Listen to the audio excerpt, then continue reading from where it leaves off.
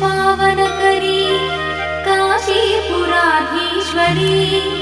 भिक्षां देहि कृपावलम्बनकरी माता अन्नपूर्णेश्वरी माता अन्नपूर्णेश्वरी नानारत्नविचित्रभूषणकरी हेमाम्बराडम्बरी मुक्ताहारविलम्बमानविलसत्कक्षोजकुम्भान्तरी काश्मीराग